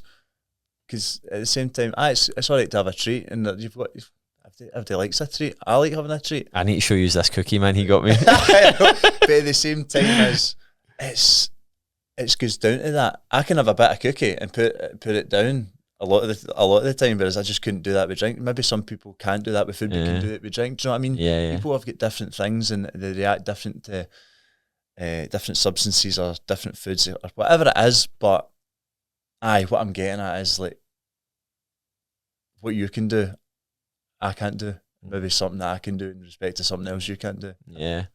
I think everything's got context, doesn't it, man? I think that's what I've, like, probably as I've matured as a person, but matured as a coach, is like, sometimes I'm like when maybe someone's saying something or talking about something, I'm like, context, what's the context to it? Like, what's it's a layer deeper than that. Like, the story that I said, what's the, like, I'm getting your story, maybe I even heard the other person's, but what is the actual story here? What is the bit that maybe someone's missing or they're not interpreting? And we always get that wrong. Like, there's a saying that I love, mate, and I say it to people all the time. The biggest misconception with communication is that communication is taking place when it actually hasn't. Do you only let me think about that? And that's where, and see what you said about like the chain reaction of like all of our family tree and all the problems that have came down. I think the reason why they're now asking these better questions is because we've actually got the platforms now like this for folk to actually think. Yep. For folk to actually ask themselves. On the other side of that, the flip side is that some folk are being so caught up in all the things that they're not thinking. So, but I think now that a big reason why is because communication's got better. Because folk are actively trying to sharpen that blade that lacked before, that they were ignorant to. And I think a large part of that's down to communication. Communication, it kind of ties in with relating to another person. So what another person, I can relate to an addict all day because they've been through what I've been through. But if you, for example, you go to a doctor nowadays and say you've got an alcohol problem, if that doctor's not an alcoholic or an addict, how are they going to know how to treat you? Because you don't suffer for the same thing. So I think that is key, is communication, talking about it. Actually, can you relate to that person? Have you lived that life or a similar life to them? Or are you living that life now and you want to change? So see if you see it in that person and you want a wee bit of what they have, then maybe that's going to help you. That's why I respect what you're doing, mate, like in your platform and what you're pushing out with your content, your social media, because you've not categorised yourself as anything, mate. You're just a guy trying to help other guys and girls going through what you've went through and try to be that voice, because there's not that person, mate. There's like a fucking, as you said, a doctor that maybe goes like that. It's lifestyle. You're like, well, fucking no shit. Obviously it is. I'm just a normal guy, and I want to get that point across. I'm just a normal guy who had a few struggles that I ended up relying on something, and I want to show that there is a way out of this without going down the route of addiction. I wouldn't say going down the route of addiction, as I said. I don't see that as a choice that you make. But to think that this is it. This is all I'm going to have to do. There is no route in, if I stop drinking, what am I going to do? There's absolutely no fun in life. I want to try and get that out there, that there is a life, by the way, that is better than the one you think you're having. What would you say, what would be the sort of like the first, so let's say, for example, someone's listening to this podcast and they're actually just going, fucking hell, like this is like striking a chord with me right now, right? And what would you say is some of the first things that they, in the like, right, I need to start changing? What's some of the things that they probably need to change in their life, like generic, mate, that they're maybe not really conscious of or aware of? What would they change in their life? In their life, not so much. It's what they would change in themselves. It's been, I would go right back to admitting that there's something wrong. That there's something needing to change. Until you admit that there's something wrong, there's very little hope, mate. Very little hope. But you've got to have some form of, I would say, reason for doing it. Try to think. Can you read that again, mate?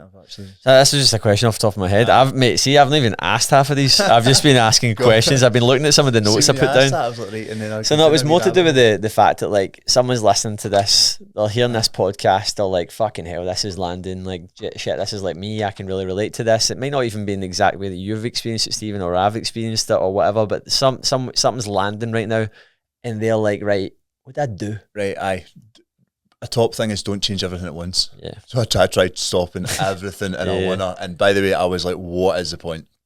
So if you have got, say, maybe a couple of these things that you've listened to and you're like, right, I've got a couple of them, work on one thing.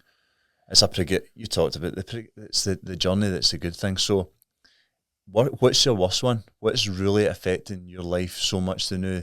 Would you categorize all your problems and go for the top one and work on it?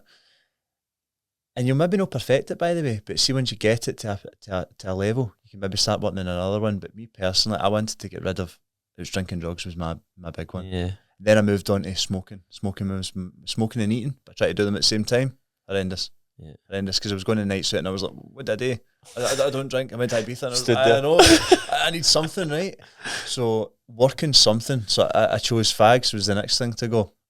I ended up getting 2 months, by the way, and I want you to know how mad my head is, right? I had 2 months after fags and I thought, great. That wee voice in my head went, go and get a pack of cigars. I hate cigars, mate. They're so strong. And that will just take the edge off it, how you're feeling. I smoked maybe one cigar out of the packet and the next day I bought 20 fags. So that's how the mind can trap you back in. So if you're getting no thoughts, they're false. It's not going to make you feel better. Yeah. It's not going to cure your urge that you're getting. Maybe temporarily, yes. But that feeling that you get for that, see that first cigarette or that first pint, it's great. It's only going to last so long. Yeah. So once you work on that one thing that you're working on, and you I would say go for master it, right? Then move on to your next one. Don't try everything at once because it can feel very overwhelming. Yeah. And how much would you say like environment and the people that you're with is going to influence all these decisions as well? I found that a lot of my pals kind of changed at a similar time. Do you know what I mean? It goes back to that I don't know if you've seen it before, about the 5 folk you hang about with, you'll become the 6. 6, yeah. Aye.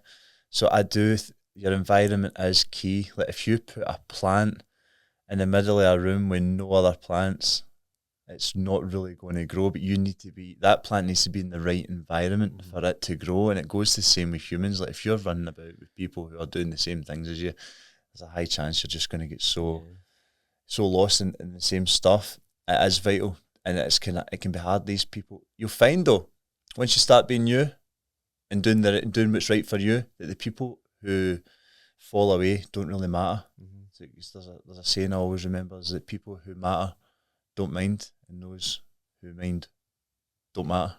Yeah, right. That's good, man. I always remember that. That's really good. I sometimes get it mixed up because I'm overthinking, but I got it right makes sense. And I always remember that, mate. Those run about you, who stick to you, who don't. I never really had any problems with folk. Just have a couple of. I was pretty open and honest. I can't have a couple of pints, and even the football teams I was with were mad. I think that goes back to that really good point. To my question is, you need to let folk know. Aye, you can't you can't suffer in silence, mate. You can't sit there and think that this is going to go away. See, the minute I started sharing how I was feeling, I was 29 years of age before I opened up about anything. And it started a knock-on effect, not just with the folk that were helping me in the recovery. I had a conversation with my dad I never thought I'd have it, about talking about my mum and that. And it was like, I'm 29-year-old. Imagine I could have had this at 10 years of age. But we both had our own ways of coping when we were younger. I didn't want to say I didn't want to say out loud about anything that happened with my mum, and I suppose the same way my family did. Any kind of topic that came about my mum, don't say that, keep that quiet. Brush it under the carpet. It doesn't do them any good. I know, man. I think you can't. You said it, mate. Suffer in silence, man. You cannot do it, man, because I think when the option there to do the thing or to quit, to jack it in, it's so much easier to do it when you're not really accountable to yourself. You're just kind of like, as you said, like you're having these wee mad thoughts in your head, like, I'll get the cigars, because you've not told anyone any of this. So it's like you're just playing it out and doing that, man. I know, and it's all down to the story. Like everyone's got their own storylines going on in their head. Yeah. You think yours is the most important. I think mine is the most important. I always find that, mate, when I'm walking down the street and I look at everyone and I'm like, how fun is it? It's like The Sims. It's actually just like The Sims. Life's just like The Sims, and so many folk have got these unique narratives and stories, and it's madness, mate. But mate, it's been awesome to have you on the podcast, mate. I'm sure so many folk will take so much value from this. Like, obviously, if you're watching this on YouTube, please put your comments below. We would love to hear what you took away from the podcast. I know I usually ask you to subscribe, but this is obviously actually knew this would be quite an impactful episode. I know it's going to help a lot of people. I know it's going to open a lot of people's eyes, and I know it's going to get a lot of people thinking and get the cogs turning, and hopefully make someone take action in one part of life. Because as me and Stephen said today, this isn't like in the gutter. This is like recognizing that everybody has vices. Yep. Everyone has things they need to work on, whether that be food, alcohol, vaping, whatever that is. It's like, admit where that is and then work on it, and you can. I always say, everyone, see whatever you think is the thing that is your problem, you made it up. Like, so you can change it. Like, you made it up, man, so you can change it. So yeah, guys, I hope you enjoyed the episode. I'll tag Stephen's Instagram account where everyone can find you and stuff on the show notes and stuff, obviously, if you're listening to this in the podcast or if you're watching it on YouTube as well. But just before you go, mate, would you like to say anything before we close off? If you are sitting and you think that there's no road out of here, that I want you to know that that's exactly how I felt right up to the last kick. And that there's always time for change. Don't blame people. Don't blame your childhood.